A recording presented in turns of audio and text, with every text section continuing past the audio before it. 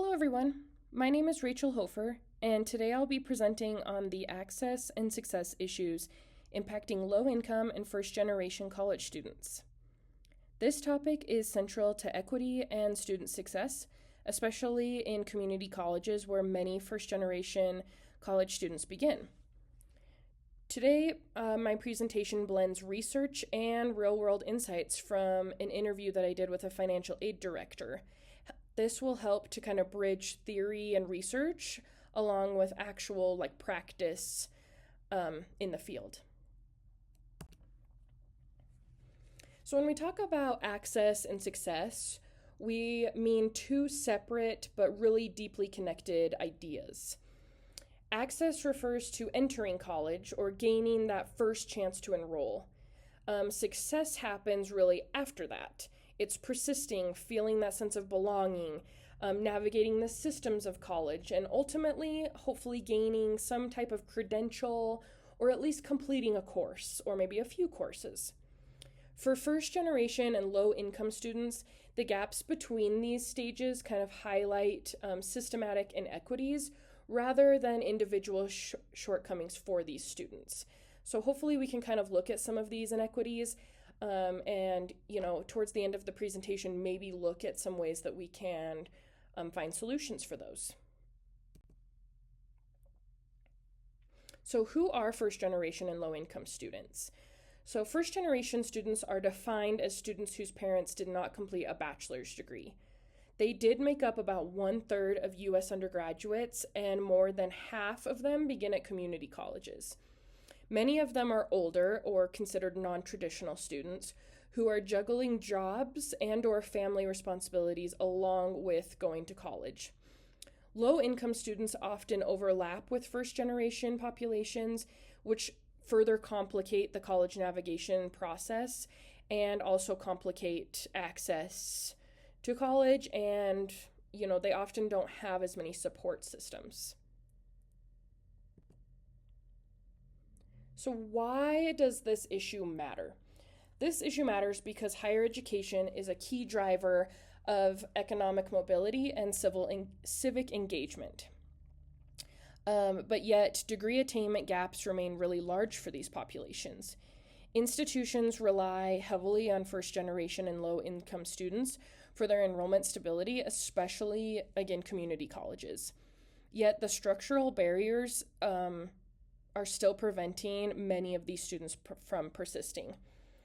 Ensuring these students are supported is critical, not only ethically, but also institutionally, and it's really critical and crucial for the growth and the sustainability of higher education in the future. Next, we will take a look at the literature review and the research that I did for the issue on kind of access and success for first generation students and low income students. Really for college and all, but again, a lot of my research and my focus was for community college students. National data from NCES and Engel and Tinto shows alarming differences in persistence and completion. Only 11% of low-income first-generation students complete a bachelor's degree within 6 years, compared to 55% of continuing generation peers. So that means that first-generation students, there's only 11% of them that complete their bachelor's degree within 6 years, versus the non-first-generation students, 55% of them are completing within the 6 years. These patterns reflect inequities in resources, preparation, and institutional support.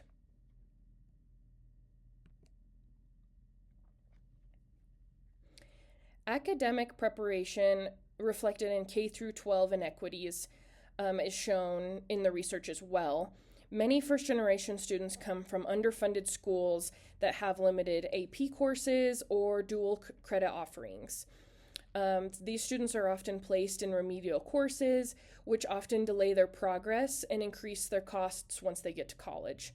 These barriers often reduce confidence and persistence, or even, you know, delay the start of them going to college at all.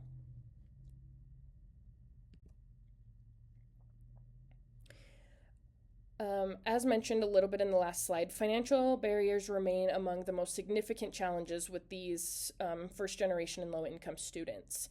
The FAFSA complexity, insufficient aid, and limited financial literacy all contribute to student confusion and really overwhelm them.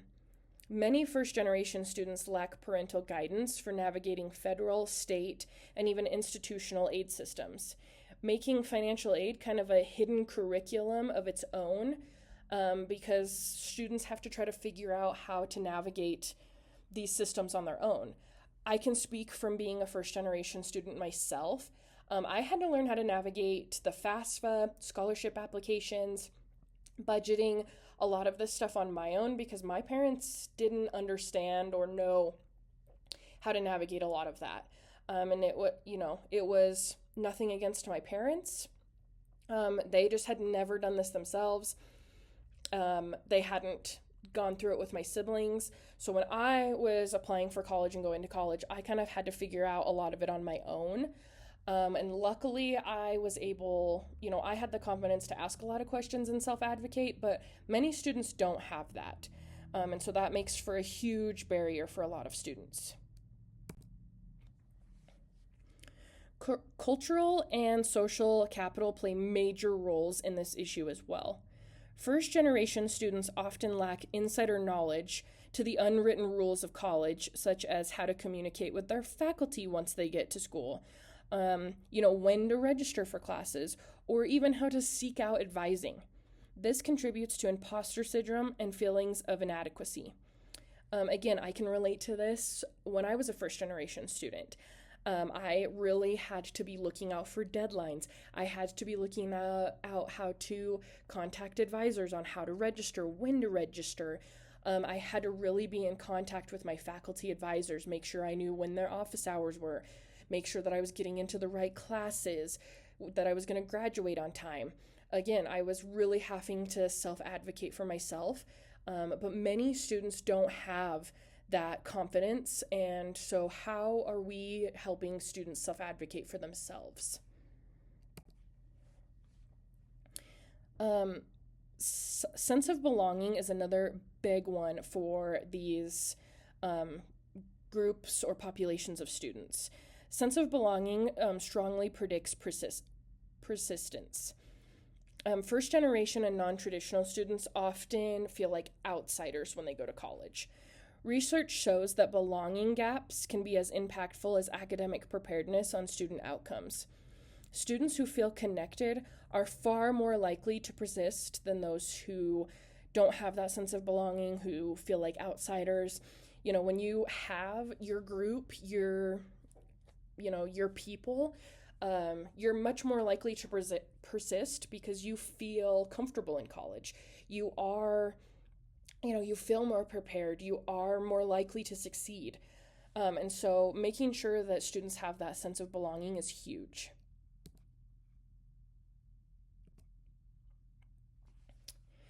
Psychosocial factors include things like resilience, confidence, and motivation, but they depend heavily on environmental support, which oftentimes first generation and low income students and non-traditional students just don't have as much of.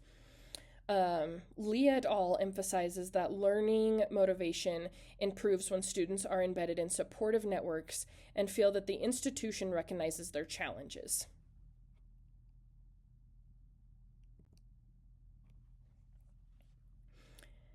Some effective interventions for all of this include mentoring, intrusive advising, and equity-centered first-year seminars that explicitly address class differences. Research by Stevens et al. Shows that naming social class disparities in educational spaces significantly improves first-generational student outcomes. So just making sure that we are really paying attention to these students, that we are giving them the resources and the time that they need, and also providing them with the resources that they need to really just be successful and to have the information that they need. Next, we're going to talk a little bit about the interview that I did concerning this issue for access and success. and kind of how it connects with this issue and the research, and some insights going forward. The interview that I did was with Jane Kent, a director of financial aid at a community college, and this provided an administrator perspective that strongly aligned with the research that I did. Kent was a first-generation college student herself, and she emphasized how financial aid is often the first door that determines whether a student even really gets to begin their college journey in the first place. Kent shared that many first-generation students simply don't know where to begin. They often have no support system to guide them through processes like the admissions application, the FAFSA, or even advising and enrollment. She noted that often feelings of being overwhelmed and confusion are very common, and especially among students who are balancing work and family and who are first generation, who have no experience with college or these processes. One of the biggest challenges for staff, helping students is learning how to guide students through the process rather than just doing it for them. Students or staff want students to succeed and be successful, but time limitations, emotional labor, and the need to teach financial literacy all complicate this work. Students must participate actively in their own success, but at the same time, institutions must make these processes easy to navigate and easy to find. So some of the practitioner recommendations, or the recommendations from my interview, Kent emphasized the importance of meeting students where they are. So using clear communication and building community spaces. She stressed the importance of reflective practice for staff, which is paying attention to what works, questioning assumptions, and centering students' experiences in the decision-making process. Next, I'm going to talk a little bit about some of the solutions and recommendations that I have for kind of solving this issue and moving forward. So one of the things is simplifying financial aid processes is both necessary and achievable. Strategies include using plain language, creating step-by-step guides, hosting some FAFSA workshops, and developing one-stop support centers where students can receive financial and academic help all in one place, which I know that a lot of colleges, the one that I work at and another one that I actually used to work at, both have created centers similar to this, kind of one-stop shops that have admissions, advising, financial aid all in one place, and I know that they have helped a ton. Not only with first-generation and low-income students and non-traditional students, but just with students in general, having everything kind of in one place rather than sending students all over campus helps a lot. But I think that there is something to be said with trying to simplify financial aid processes, admissions processes, things like that as much as possible, because the less confusion we can cause for students and the easier we can get them through the process, the more likely they are to continue persisting throughout their time. Another big thing I think that colleges need to continue to do is really strengthening belonging, which means creating spaces where first generation and non-traditional students feel seen. This could include first generational student centers, non-traditional lounges, peer mentoring networks. Connection really helps build confidence, which again will help build persistence in colleges. Again, at my institution, we have a TRIO center, which is essentially a first generation center.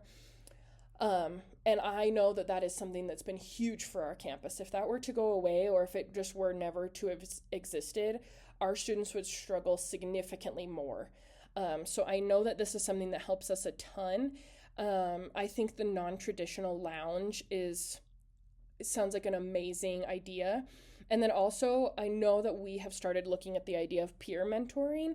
I think sometimes this is hard to really put together. There's a lot of logistics, but I think if you could at least get it started, this would be another really great idea. Another really great thing, I think, if we could get it off the ground and running, would be a really great solution is expanding financial literacy to help students plan, budget, and understand their financial aid packages. My interview with Kent, she noted that many students need repeated coaching, not just like a one-time workshop or a one-time orientation. Financial literacy really empowers students to make informed decisions that reduce their stress and improve retention. So just having like continued coaching, continued workshops, not just like one at orientation and then you're done. I really have liked the idea of the suggestion of having maybe required modules in some kind of class, like our student success course, or maybe in a finance class, something where it's like required and students are getting credit for it. I think would really help them to where they would in a way be forced to understand and really retain the information. So data-informed practice includes separating student outcomes by income and generation status, auditing websites for clarity, using early alert systems. Institutions just need to really know who their students are to design supports that actually meet their needs. So I know that this can kind of be a little time consuming. It can be hard because there's limited staff, but we just really need to know who our student groups are and make sure that we're serving them all. Making sure that our website really does have all of the information that it needs for the different types of students. And I think having that financial information is really where some of the most important information, and making sure that we have the right contact information is super important. Community colleges are uniquely positioned to lead in this work in kind of helping solve some of this problem. Their mission helps emphasize access, and they serve large first generation and low income populations. Their relational, student-centered culture makes it possible to build strong, meaningful support structures.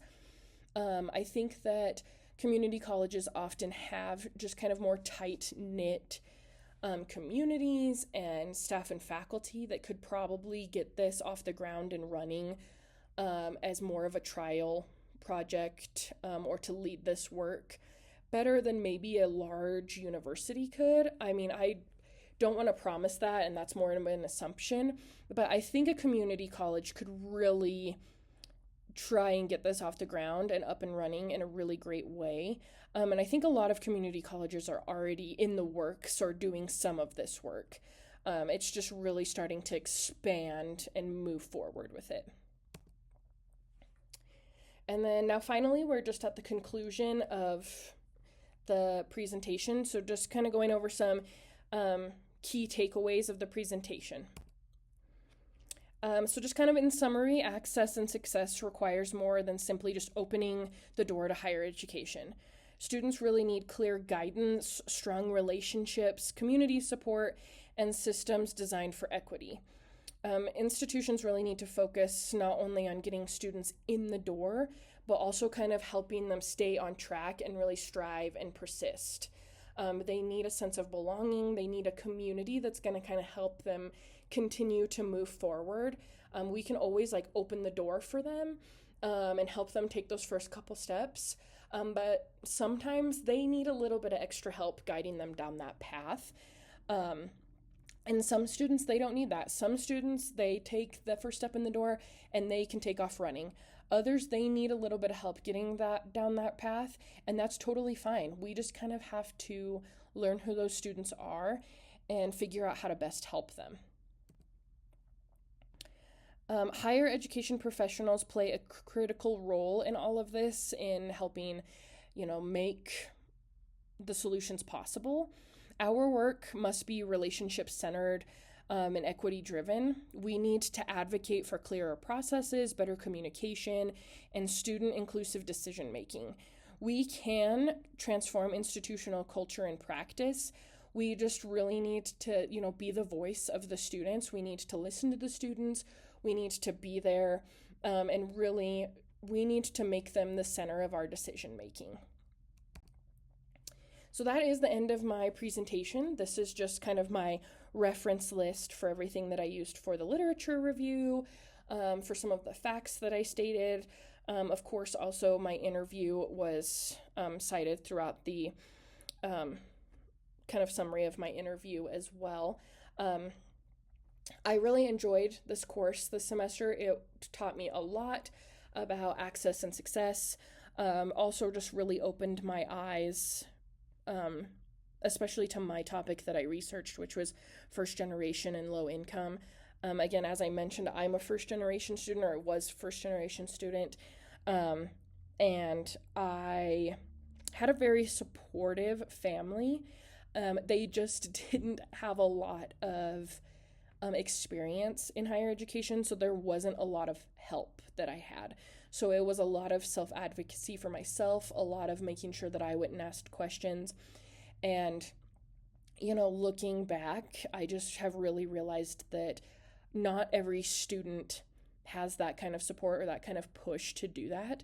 So we have to make sure as higher education professionals that we are recognizing that and sometimes helping those students find that self-advocacy for themselves. So yeah, again, I just really, really appreciated this course.